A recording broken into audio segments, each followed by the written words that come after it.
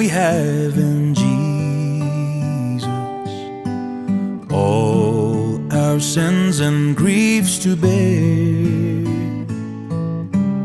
What a privilege to carry everything to God in prayer.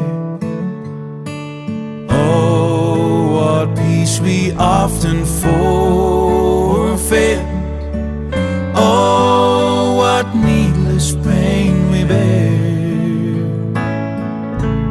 All because we do not carry everything to God in prayer. Have we trials and temptation?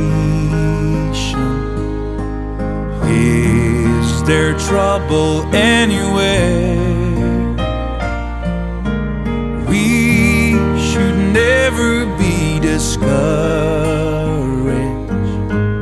Take it to the Lord in prayer.